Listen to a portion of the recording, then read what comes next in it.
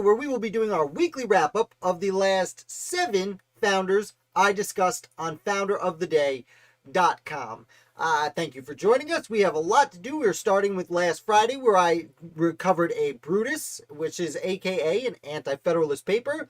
We're going to come through today's founder, and I assure you, you want to stick around for today's founder because it is a fascinating story that you may not be aware of. I actually was not aware of it. I kind of stumbled onto it, and like I said, extremely fascinating. So let's get into it. Right. Nope. Whoops. Spoiler alert. I forgot to blank out most of them. Okay, and now we're ready for Brutus. Okay, and I have a little something in my mouth. Thank you guys for coming as people are rolling in. Let's get ready. So anyway, Brutus number 16. Now, Brutus number 16 ends up being the final Brutus paper. Of course, the essays of Brutus are anti-federalist papers that were published in the New York newspapers during the ratification debates for the U.S. Constitution. The author was probably Robert Yates, though we're still not certain exactly who wrote them. And they were having a battle publicly in the papers with what we now know as James Madison, Alexander Hamilton, and John Jay writing the Federalist Papers. And Brutus number 16 is very interesting because the author ends up turning his attention to the United States Senate. And it's really the first time he attacks the Senate directly. And there are many things about the Senate he is concerned with. Notably, Brutus points out, hey, the overall, the people are supposed to have the overall last say against any troubles with the government. But the Senate is the only one that can technically impeach Supreme Court justices. So let's take a look at the Senate, is what Brutus said. And he doesn't love the Senate for a handful of reasons, but first and foremost, they're untouchable, according to Brutus. We appoint them for 6 years. That's a very long time. And Brutus was concerned that senators in the Senate for 6 years are going to be so distant from the people that they represent that it'll be an embarrassment after 6 years for them to leave the office, and they will use their considerable power and resources to make sure they hold on to this position really at all costs. Furthermore, this is at a time, again, under the original Constitution, senators were not elected. They were appointed by the state governments. And Brutus found it interesting that they'd be appointed by the state governments, but could not just be recalled at will, like a foreign ambassador might be. Unfortunately, from Brutus's perspective, they would appoint senators, and the senators would go for 6 years. But I have a quote here from the essay that I really found interesting, and it says, It seems an evident dictate of reason that when a person authorizes another to do a piece of business for him, he should retain the power to displace him. The translation for that is, if you hire someone to do a job and they're not doing it well, you should be able to just fire them, right? And that is essentially Brutus's argument against a 6-year term for senators. And he discusses the benefits of 4-year terms, 3-year terms. He does agree it should be more than the House of Representatives, but he's still not very happy. Then Brutus goes into the balance of power, and Brutus says, hey, everyone agrees we need checks and balances. We need balances of power. Unfortunately, it doesn't seem, it does seem that the Senate, bit my tongue there, whoopsie daisy, it does seem that the senators have a foot in every branch, as I titled the article. They seem to, they're part of the legislature, because they work with the House of Representatives. Obviously, they are a part of the legislature to make the laws. They're part of the executive branch because they have a say in appointing diplomats and creating treaties. And they're part of the judicial branch because they're the court of impeachment. So since they can do the impeaching, they are, at times, a court. And therefore, the United States Senate actually has its hand in every branch of the United States government. Interestingly enough, this essay ends with this. I'm going to read you the last sentence in this essay of Brutus. The power in the Senate is very improperly lodged for a number of reasons. These shall be detailed in a future number, aka I'm going to talk more trash about the Senate in my next article. Problem is, that's the end of the Brutus essays. All done. There is no future article. It just ends there. So it does appear that the author, probably Robert Yates, anticipated writing more articles, but for whatever reason stopped and this was in March of, April 10th, 1778. So these are still 2-3 months before New York has its convention. At this point, of course, there would have been states ratifying the Constitution, but they had not hit the number 9 yet, so the Constitution would not have been ratified. It was very perplexing to me why Brutus just kind of stopped suddenly. So if you have any ideas why Brutus might have just stopped writing his essays, why don't you leave a note in the comments, and let's continue on with our next founder. Or should I say, let's get on to the founders, because Brutus isn't technically a founder. And we're going to chat about John Morin Scott, who lost New York's first governor race. I don't know why I put that up there. It doesn't even fit in my little thumbnail here. But I thought it was an interesting way to go about him, even though it was not what he was famous for. So let's talk about Morin Scott. John Morin Scott was born into one of the most well-to-do families in New York, in colonial New York, just before the American Revolution breaks out. He ends up going to Yale, moves back to New York. He ends up being a very outspoken person. He works with friends William Livingston, who would later be vote for independence and be a longtime governor of New Jersey, and William Smith, who we talked about recently, was a lord of a manor on Long Island. So these friends write a paper called the Independent Reflector, about 2 decades before the Revolution breaks out, trying to stop King's College from being created in New York. And one of the reasons, the main reason they didn't like this, is because they were afraid with an Anglican school there would be an Anglican bishop appointed, and the Protestants did not necessarily care for an Anglican bishop being brought to New York, because generally bishops were put in charge of universities of this nature. Now, King's College gets created, yada, yada, yada, and eventually they end up going, they go through and create the college. Years go by. John Morin Scott builds on his family's wealth and becomes just one of the richest people in New York. He owns a whole lot of property, including what we now know as Times Square was John Morin Scott's property. As the Revolutionary War starts to build, as hostilities seem inevitable, Scott gets appointed to all the revolutionary committees in New York. He also becomes a brigadier general as soon as the war breaks out in the New York State Militia.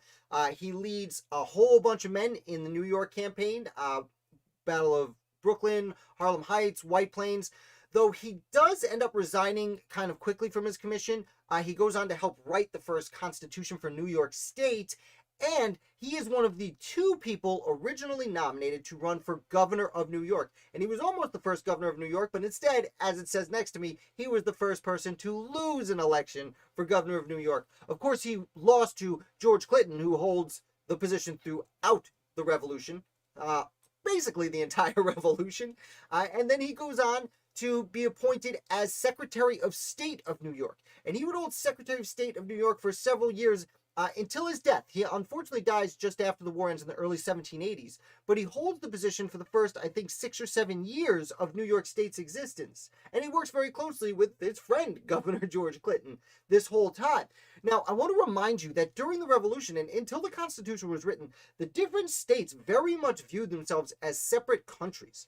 And as Secretary of State for what was considered an independent nation of New York, well, Scott had to deal with, like our Secretary of State today does, both internal issues and external issues. He was actually in charge of if there was any troubles with New Jersey or Virginia. That's the Secretary of State's job, is to discuss that and help appoint ambassadors, so to speak. Though the only ambassadors being appointed at that point, because we were on super friendly relations with the people we were fighting a war with, the only ambassadors, quote unquote, were the men being sent to the Continental Congress, which John Morin Scott himself twice went to the Continental Congress to represent New York. Unfortunately, he doesn't seem to have signed any of the fun documents, but he mostly spent the time, as I said, helping to run New York State. He was actually nominated, not even nominated, chosen to be an Associate Justice of the New York Supreme Court, but he declined that position to remain as Secretary of State of New York because it was such an essential position to the state winning the war. Now, as I said, he passes away in his 7th year of service just as the war is coming to its end, and he's actually replaced by his son, Louis Alaire Scott. And Louis Alaire Scott would end up holding the position until 1798 during the John Adams presidential administration, which means for the first 20 plus years of New York history as New York State, not as an independent nation, as I'm joking around here, but as an independent state, the first 20 years between father and son, the Scott family actually ran the position of Secretary of State and helped create New York as we know it today. So there's a brief overview of the life and times of John Morin Scott. Okay, moving right along here. Who's next? Who is our next founder? Let's see. Philip Barton Key. Now, Philip Barton Key is a ton of fun. I'm going to take a quick sip of water. New water bottle. Okay. Thank you guys for coming. Wow. Well, while you're here, if you want to hit like, that would be really appreciated. If not, you just watching is fantastic. I'm going to pull up my notes here, aka the article I wrote about Philip Barton Key. Okay, so Philip Barton Key. Here we go. Where was it? Let me hit my button. Philip Barton Key was just 20 years old when the Revolutionary War broke out, and he was able to join the local militia as an officer to fight in the war. And he joined a Loyalist battalion in Maryland. I know. Why are we talking about a Loyalist on Founder of the Day? Well, we'll get to that because Philip Barton Key, as it says next to me, is one of the few Loyalist soldiers who can be considered a founder of the United States. So I want to remind you that most of the revolutionaries, basically all the revolutionaries, were fighting for what they considered their rights as Englishmen. Most people in British North America considered Great Britain the most free country in the world. It's one of the reasons they were so upset when their freedoms, as they perceived them, were being taken away. Philip Barton Key thought his rights as an Englishman were being protected because he was an Englishman, and he wanted it to stay that way. So the war breaks out, and as I've said many times, the American Revolution was itself a civil war. It was very much family versus family because Philip Barton Key not directly fought on the opposite side of his siblings, but actually chose a different side than his siblings. He fought for a while in the war, as I said, as a captain, an officer in the Maryland Loyalist militia. And he's actually captured in Florida and held as a prisoner for several years by the Spanish, who, of course, helped join the fight with the United States. Now, he had served for a good portion of the war, and it was shortly thereafter that the Battle of Yorktown occurred. Philip Barton Key then is exchanged with a large segment of British prisoners, and he then sails to New York City before evacuating to London. And he lives in England for almost a decade, but he studies law, he becomes a lawyer. I said a decade, I meant 3 years. He's in London for 3 years, learns to be a lawyer, and then decides to quietly return to the United States. And he does. He returns to Maryland. And, you know, it's a little awkward, but he's welcomed back by his brother John Ross Key, who had fought in the war on the side of the revolutionaries. So even though they fought a war against each other, literally, the brothers their old wounds are mended. They become friends again. Now, Philip Barton Key had lost all his property, as many Loyalists did, though he was just a young man at 20 years old when he first left, so he really didn't lose that much, but he needs to establish himself basically as a new man, and he does this. And after about a decade, and that's why I said a decade before, he's home for a decade when he is his transgressions are overlooked, and he's finally becomes a founder, because he's elected, despite having been a Loyalist, to Maryland's House of Delegates, their General Assembly. He also, after 5 years there, becomes mayor of Annapolis for 2 terms. Now, by 1801, he's obviously made good with his country because President John Adams comes knocking, and John Adams asks him to be a federal judge. He's actually one of the midnight judges that John Adams packed the courts with just before Thomas Jefferson stepped in to become president in his stead. Philip Barton Key only holds this position for about a year because when Jefferson gets into office, they overhaul the judicial system and get rid of a bunch of John Adams's appointees. And what's very interesting is the title he had. Philip Barton Key's title as a judge was Chief Judge of the United States Circuit Court for the Fourth Circuit. Now, when Jefferson comes in, they do a new Judiciary Act, and not only do they rearrange things and eliminate some jobs, but they change the titles also. This would basically be what we consider today the District of Maryland, or now, I believe today Maryland's actually broken up into several districts. I don't quote me on that. I'm not sure about every judicial county in the United States right now. I am sure that Philip Barton Key is the only person to ever hold the lengthy title of Chief Judge of the United States Circuit Court for the Fourth Circuit. I have to read it. I can't even memorize it. Now, what's even more interesting about this is a few years later, there's the impeachment of Supreme Court Justice Samuel Chase, who himself, decades earlier, had signed the Declaration of Independence. And Philip Barton Key becomes one of several people to serve as a defense attorney and successfully prevent the impeachment of Supreme Court Justice Samuel Chase. After this, Philip Barton Key, a Loyalist who fought with the British, may I remind you, was elected to the United States House of Representatives and would serve 6 years in Congress before finally resigning and returning to private life, as at this point, we've passed some decades, a much older gentleman. And I want to point something out, that if the name Philip Barton Key seems familiar to you, it's probably the key. It's because he had a nephew whose name was Francis Scott Key, who is very famous for writing the Star-Spangled Banner just about 2 years after Philip leaves the United States House of Representatives. So that's a sweet tie in there for you. Again, a huge part of the American, well, I won't say huge, Philip Barton Key, a small part of the American founding, one of the few very loyalists who can be considered an American founder. I should also note that Francis Scott Key, his nephew, he has a descendant named F. Scott Fitzgerald, who wrote The Great Gatsby. F. Scott, if I'm not mistaken, is Francis Scott Fitzgerald, as in Francis Scott Key, as in Philip Barton Key's nephew. So, hope you learned a little about this Loyalist turned founder. I'm going to have to take another sip of water. It's getting to be wintertime, and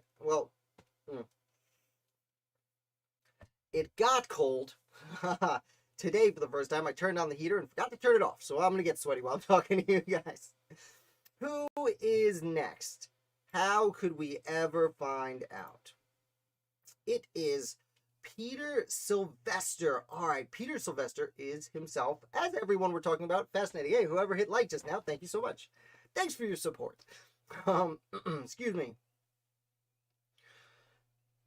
Excuse me, pardon me. Let's get going. Anyway. Oh boy, what did I hit? Did I hit a button? We're good? Oops. All right. Peter Silvester.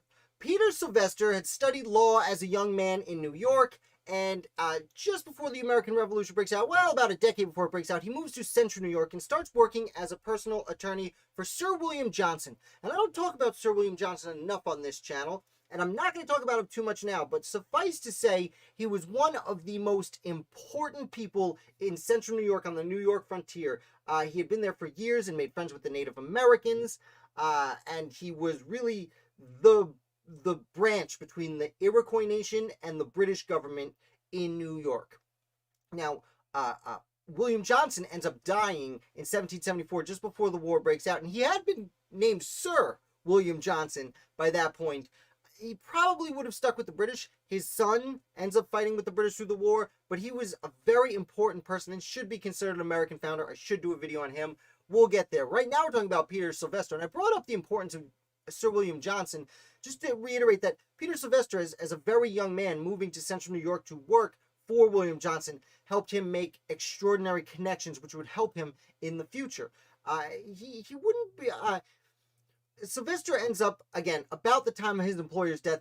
Peter Silvester had already moved to Kinderhook, New York, which is south of Albany on the Hudson River. And if it sounds familiar, I think I know why, and we're going to get to that. He ends up, by that point, by the time Johnson dies, Silvester's already working with the New York Committee of Correspondence, and he's already kind of been radicalized. Now, he has a very minor role in the revolution itself.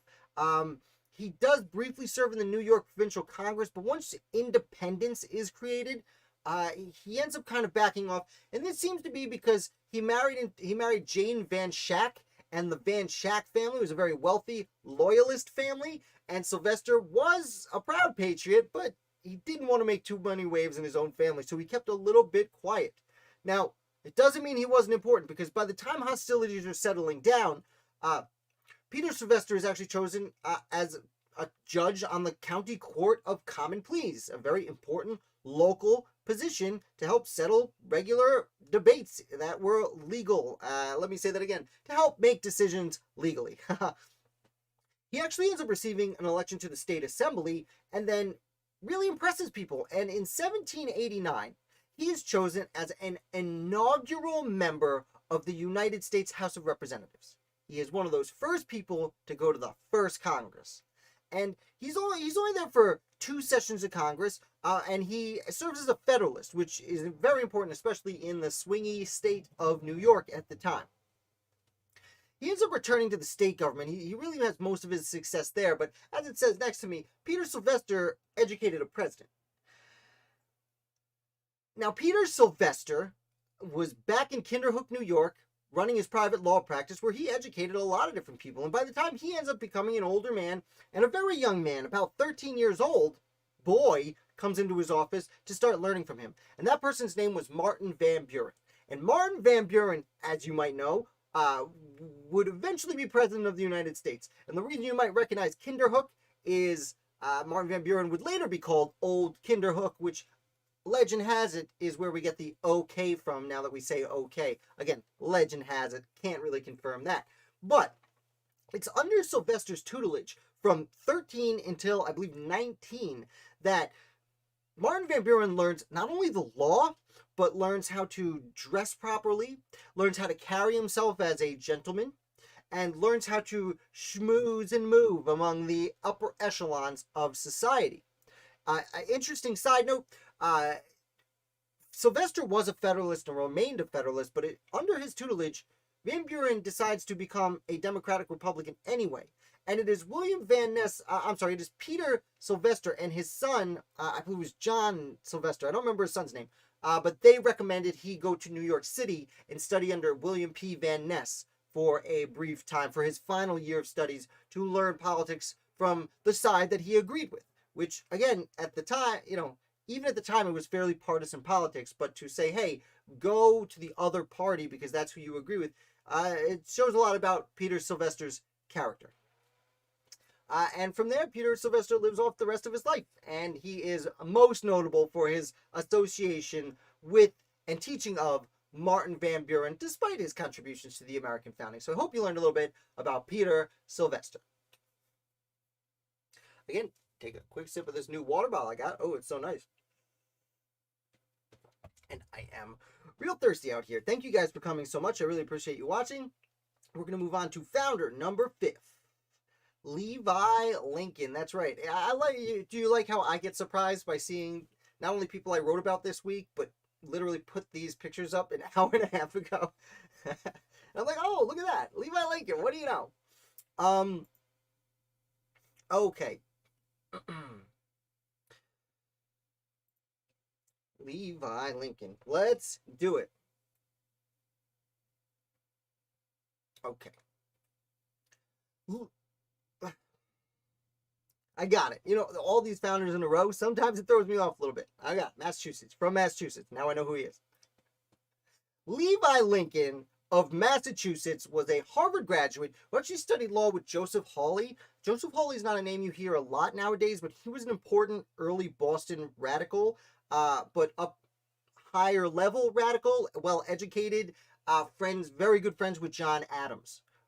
Radical. So, as radical as the elites got in Boston at that time. Levi studies under Hawley.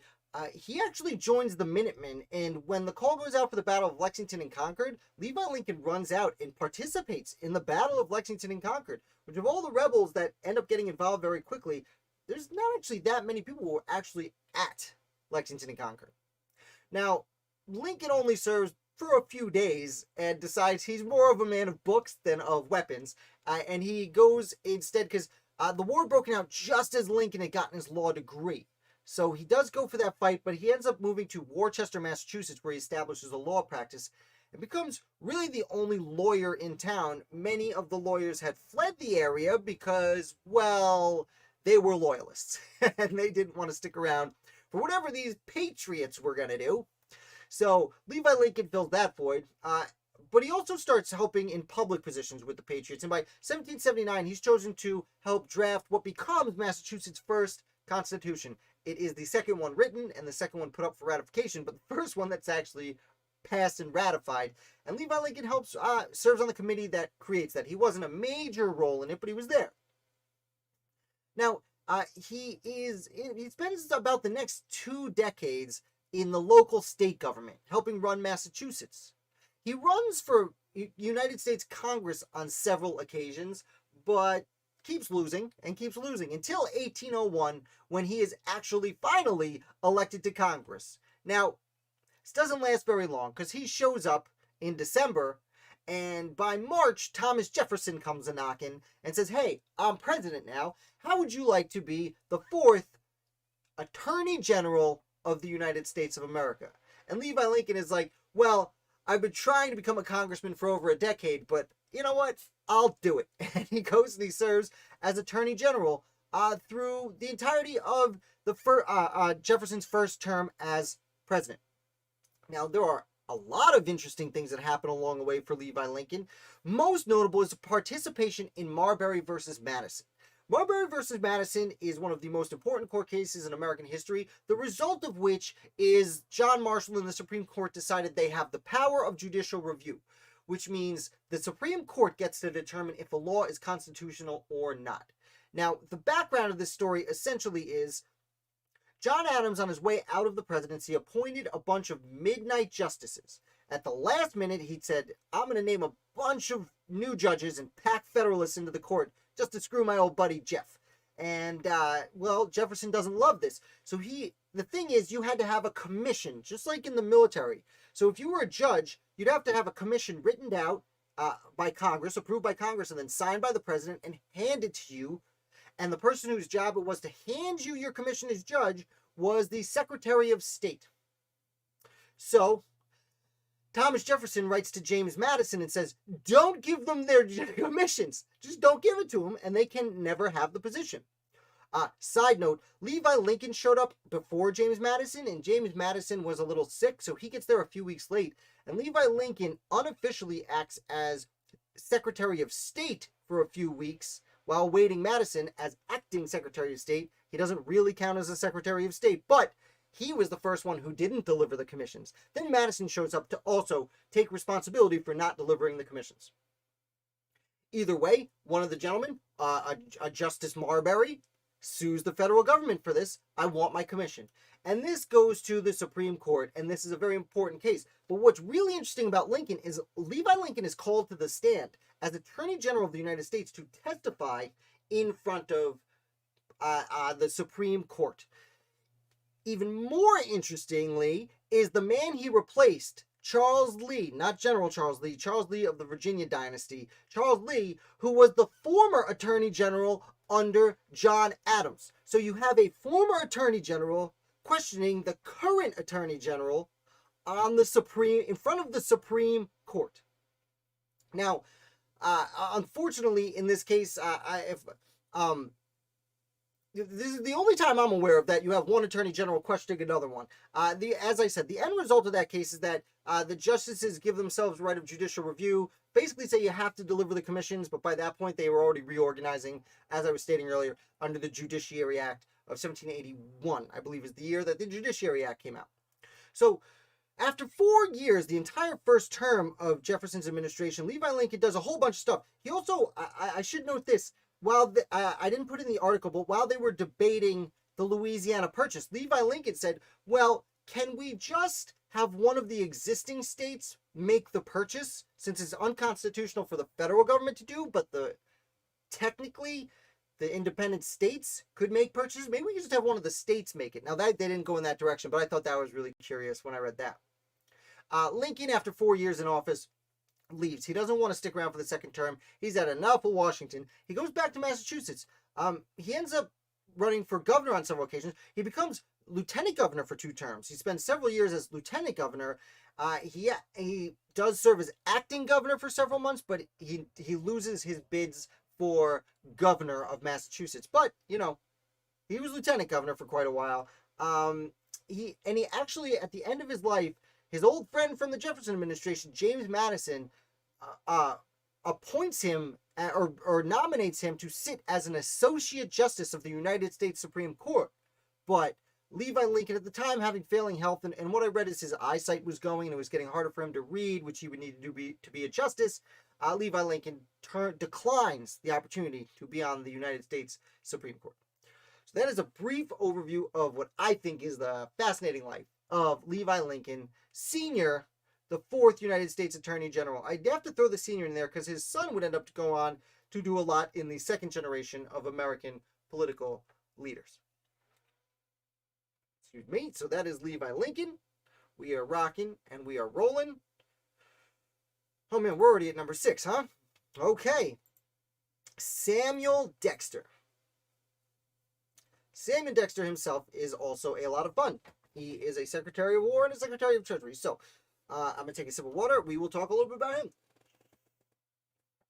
him. Fresh water.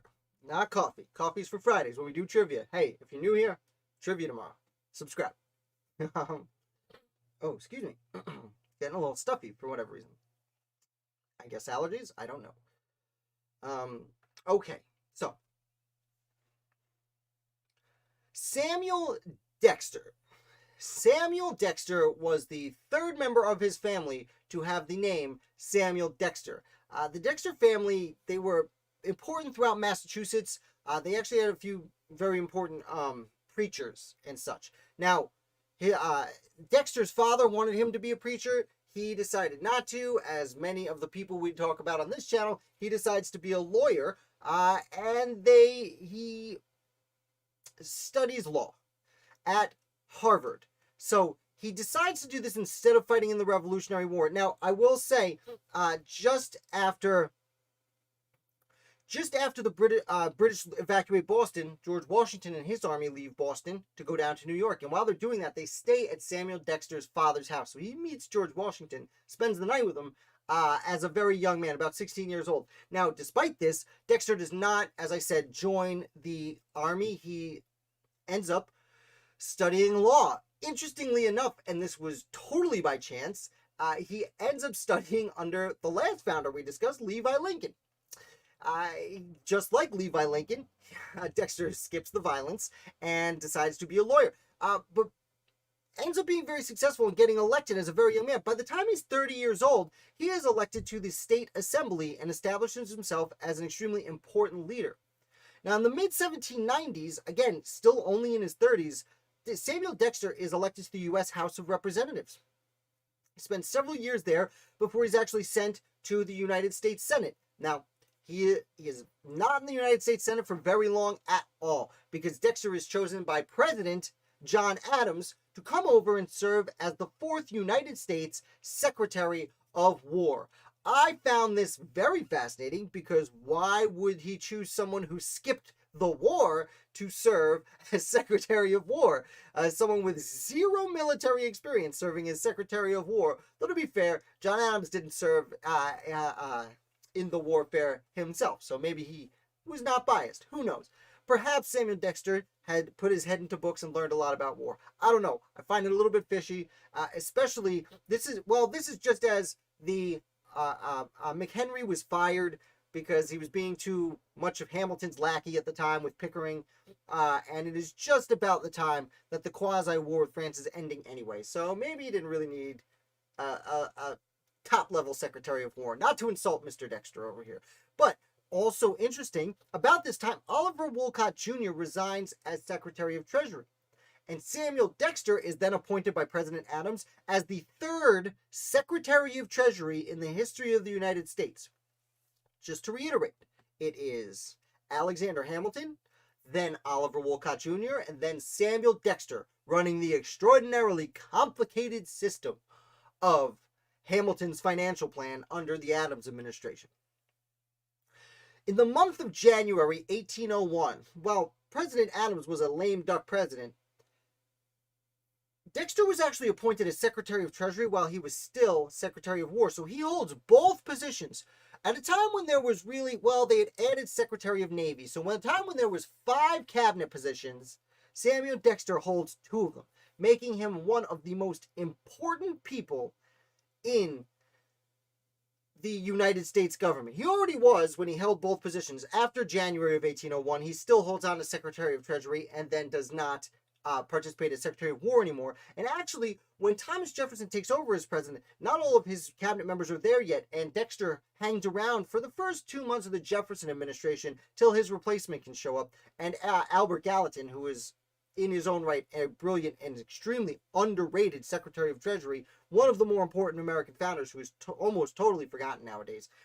Samuel Dexter waits till he gets there just to be a nice guy. I guess he was a team player despite having been a Federalist, working for the Democratic Republicans for a little bit there. After this, he returns to Massachusetts, basically sticks to private life. He does run for governor of Massachusetts on several occasions, much like his mentor, Levi Lincoln, and much like his mentor, Levi Lincoln, never actually gets the election. But, as I said, Samuel Dexter, as both the Secretary of War and Secretary of Treasury, is an extremely important and much underappreciated American founder.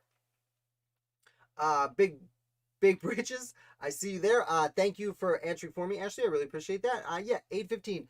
Monday through Friday, got things every night at 8:15. We have a lot of fun at trivia. It's really casual. Lots of laughs, lots of good times. We learn a little bit, I like to think. So come on by.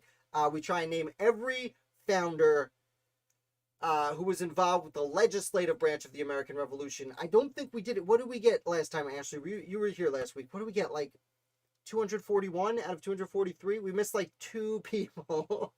And we're going to get it this week. I can feel it. One more sip of water. And now do I have a story for you? Bathsheba Spooner. Her crazy first name is the least crazy part of the story we are about to discuss. I think it's pronounced Bathsheba.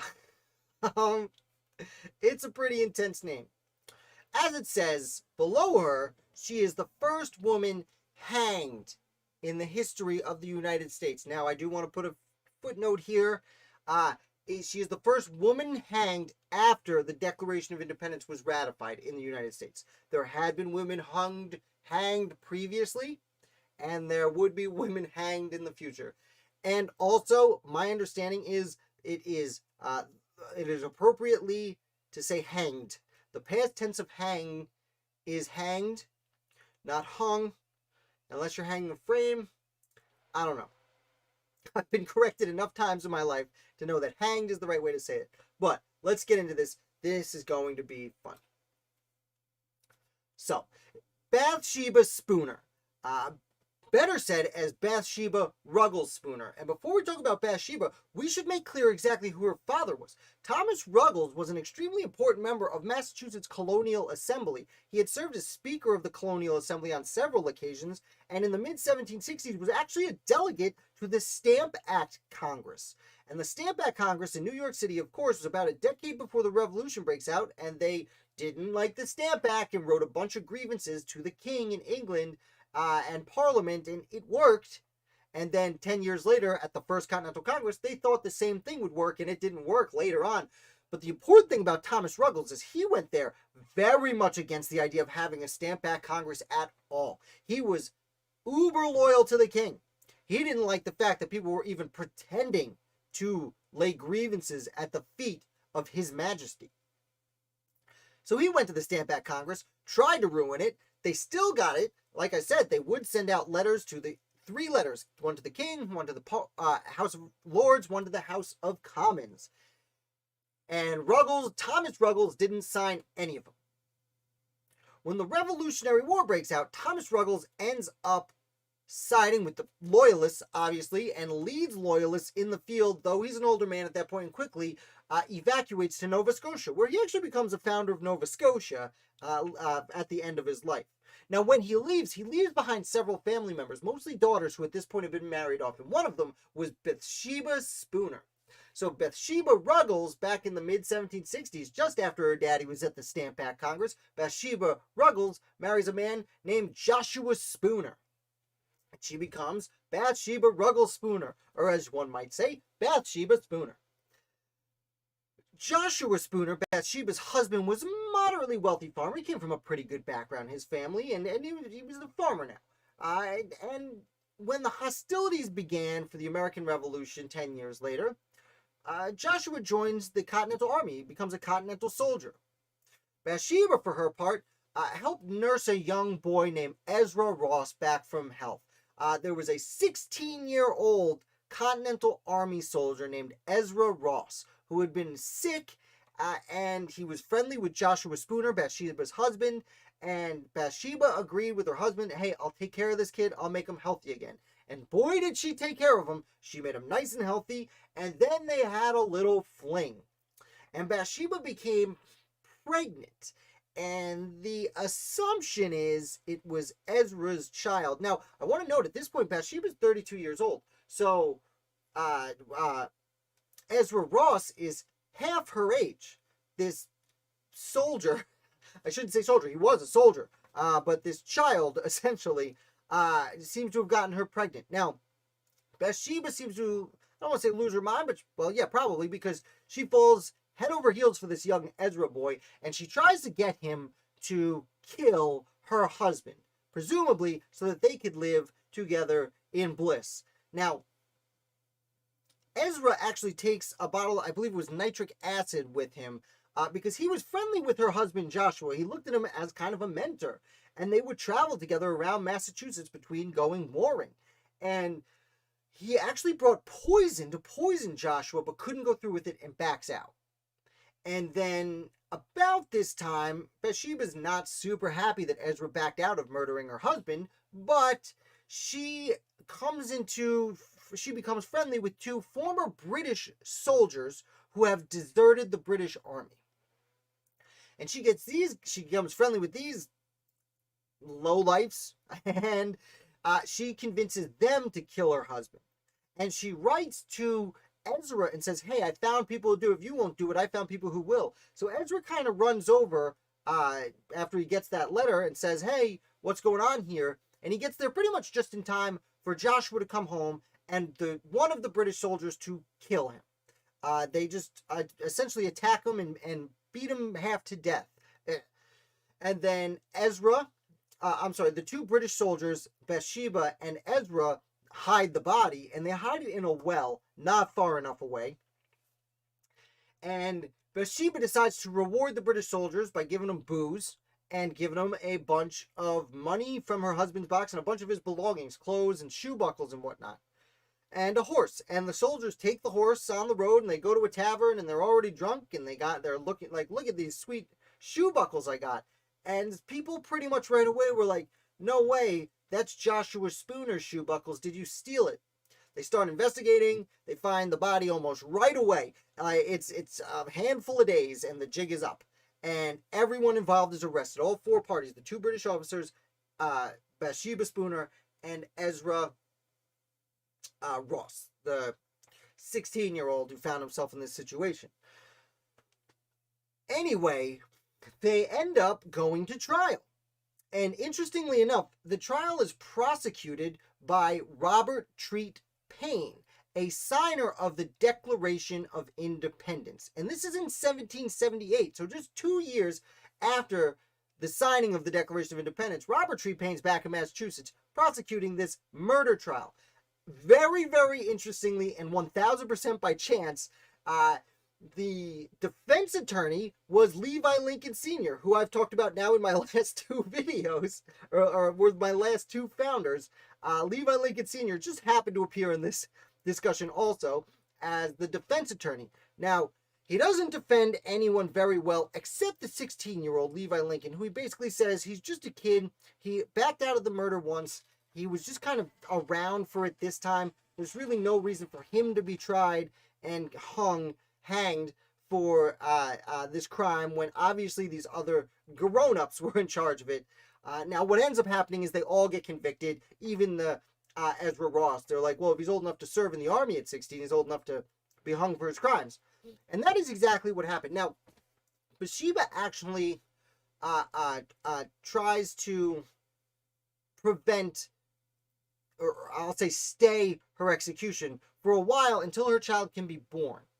She says she could feel the child moving around in there, and but other than that, it was apparently hard to tell that she was pregnant, and people disagreed with her. And they had I think it was like 12 doctors and midwives came to check her out and see if she was pregnant, and they decided she wasn't. And then she had an appeal to have more doctors come, including her brother-in-law, who was the brother of Joshua Spooner, who was murdered, was one of the physicians who checked her out to see if she was really pregnant. And he obviously would have wanted his brother's baby to be born, though, again, this baby was probably Ezra Ross's. Either way, they decide she's not pregnant, and they hang her anyway. And it was only during the autopsy that they found out, yes, she actually was probably about 5 months pregnant. So sorry, baby, whoopsie daisy. And she was hung, interestingly enough, she was hung on January 2nd, 1778. So 2 years to the day of the independence, just to put some perspective on what was going on in Massachusetts and how they were charging and going through crimes and convicting felons of crimes at the peak of the American Revolutionary War. And with this, Bathsheba Ruggles Spooner becomes the first woman hanged in the United States, the newly independent United States. I told you that was a fun story. I hope you liked it. Hopefully it wasn't too dark for you. Kind of a bummer with the whole murder thing going on. But when I stumbled onto this story, I was like, I can't wait to talk about this. I hope you guys enjoyed it. If you have any other questions, now's a great time to do so. Other than that, we're pretty much wrapping up. I'll make myself nice and big. There I am. You guys can watch me drink a sip of water. I'll wait and see if there's any questions before I go. Spicy. That's right, britches. That's a spicy meatball. So, that is it for the week. As we said, trivia 8:15 tomorrow. I already have an interview lined up for next week. I've recorded for next week. I hope you guys enjoyed the interviews this week. By the way, it looks like YouTube was screwy yesterday when I was premiering my video. I assure you it was not my interview with Dr. Jane Calvert. I finally figured out the sound for whatever reason. Dr. Calvert and I have trouble getting sound right. And we finally figured it out, and it's premiering, and I'm watching the premiere with you, and YouTube is just cutting it off. I had problems with YouTube watching other people's videos at the same time, so I assure you that was not my video, that was YouTube. I checked it out earlier today. It worked fine, so I do suggest, if you did have a problem yesterday, to check that out. And of course, it's the first time I get like 50 views on a video in the first 2 hours ever. Of course, but Dr. Jane Calvert is really amazing with what she knows. Coming up next week, we're going to talk about Aaron Burr, and we talk about William P. Van Ness, who I talked about a little bit today. We actually talk a little bit more about Martin Van Buren and the Tammany Society, because Tammany Hall, I'm not going to spoil it for you, but coming up on Monday is a really fun interview I did with Karen Q, who hosts Patriot Tours in New York City. Just a fantastic discussion. So you focus on the founders. You've scratched the surface of the subject regarding Loyalists. Any plans to go further down that avenue? The subject is murky and takes some research to uncover. So, you're asking if I have any plans to look more at Loyalists? No. No, that's not true. Like I did discuss Philip Barton Key a little bit tomorrow. See you later, Ashley. Thank you so much for coming. I do like Loyalists a little bit. So I have been talking. I released a video earlier this week talking about the generals in General. I think it was Gage. We did this week with Michael Troy, and I've been tweeting with him about possibly doing more of that. As for Loyalists, I haven't gotten too into Loyalist yet. The thing is, I started the website about 3 years ago, publishing articles first 7 days a week. Now it's really 5 days a week I write new articles. I thought I would have run out of founders by now, but that doesn't look to be anywhere near the case. So I am pretty much going to stick with founders now. But if you're interested in Loyalists, then I will do my best, Big Britches, because that is a great question. And I do want to be objective. I know we focus on the American side of the war here, but I obviously want to be objective and get the big picture, the whole canvas of the American Revolution. And the Loyalists are an extremely important part of that. I do try and know, a lot of the people I cover do kind of stay out of the war instead of being Loyalists. But yeah, I'll make a concerted effort to try and see how much Loyalists I can get. There are certain articles on my website where I've talked about that. I don't know if I've made videos for them all or not, but um, Loyalists on the regional or local level and the rural, including split families. Maybe I'll publish it this week. You know what? I will. Just for you, big britches. Make sure you tune in next week. Because Saturday and Sunday I republish old articles from my now extensive archives. I have over 1,000 articles. I don't want them to just go to waste, so I use those on the weekends. And there's one about the Pencil Brothers. And I'm not going to spoil it too much now, but I think the word is fratricide. So yes, the American Revolution was very much a civil war. And when we look at it back in American history, especially in like grade school and stuff, they like to tell you the Civil War was brother versus brother, right? Well, that is definitely true. That happened, but the Civil War was North versus South, primarily. And the Revolutionary War was, revolutionaries are from within. So there was the same community. So you have fathers and sons choosing different sides. As I mentioned before, Philip Barton Key joined a Loyalist militia. His brother, whose name escapes me, joined the other militia, and they warred. And it happens over and over again. I mean, the name Tillman, I believe it was Tench Tillman, and his uncle, I want to say Nicholas Tillman, his uncle. Man, it bothers me because his uncle signed the Articles of Confederation. I can't remember. So like Tench Tillman joins the Revolutionaries, comes in aide de camp to George Washington. Meanwhile, his father becomes a Loyalist, and they don't have a great relationship after that. A few Loyalists in my family tree, including my 6th great-grandfather on my paternal line, who was a Tory captain in New York City, who died, and the subsequent punishment of the family. ... Ooh, that's very... it's very ominous, britches. Some families hedge their bets, having sons go to different sides, especially. That's an interesting view, that they actually purposely chose 2 different sides. I never actually considered that. I'm gonna have to look into that too. I'm sure you're not wrong about it. Yeah, I will look into it.